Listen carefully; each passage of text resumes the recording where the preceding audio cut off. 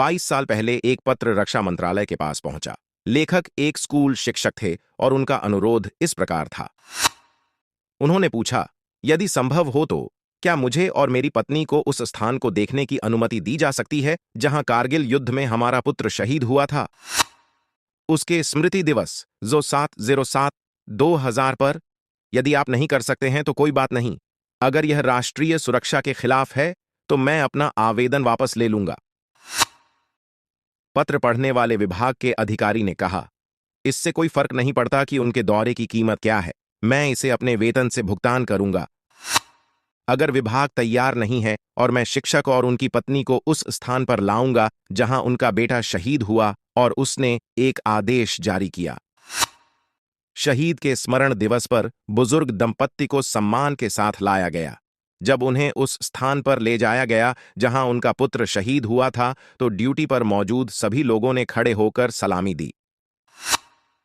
एक सैन्य अधिकारी ने उन्हें फूलों का गुच्छा दिया, झुककर उनके पैर छुए और उनकी आंखें पोंछीं और प्रणाम किया। शिक्षक ने कहा, आप एक अधिकारी हैं, मेरे पैर क्यों छू रहे हो? ठीक है सर, अधिकारी ने कहा, मैं यहां अकेला हूं जो आपके बेटे के साथ था, और यहां अकेला था जिसने आपके बेटे की वीरता को मैदान पर देखा था। पाकिस्तानी अपने HM-जाजी से प्रति मिनट सैकड़ों गोलियां दाग रहे थे। हम में से 5 लोग 30 फीट की दूरी तक आगे बढ़े और हम एक चट्टान के पीछे छिपे हुए थे। मैंने कहा, सर, मैं डेथ चार्ज के लिए जा रहा हूं। मैं उनकी गोलियां लेने जा रहा हूं और उनके बंकर में जाकर ग्रेनेड फेंकूंगा। उसके बाद आप सब उनके बंकर पर कब्जा कर सकते हैं। मैं उनके बंकर की ओर भागने ही वाला था, लेकिन आपके बेटे ने कहा, क्या तुम पागल हो? तुम्हारी एक पत्नी और बच्चे हैं। मैं अभी अविवाहित हूं, मैं जाता हूं। I will do the death charge and you do the covering. और बिना किसी हिचकिचाहट के उसने मुझसे ग्रेनेड छीन लिया और डेथ चार्ज में भाग गया। पाकिस्तानी HMG की ओर से बारिश की तरह गोलियां गिरी। आपके बेटे ने उन्हें चकमा दिया। पाकिस्तानी बंकर के पास पहुंचा, ग्रेनेड से पिन निकाला और ठीक बंकर में फेंक दिया, जिससे 13 पाकिस्तानियों को मौत के घाट उतार दिया गया। उनका हमला समाप्त हो गया और क्षेत्र हमारे नियंत्रण में आ गया। मैंने आपके बेटे का शव उठा लिया सर। उसे 42 गोलियां लगी थीं।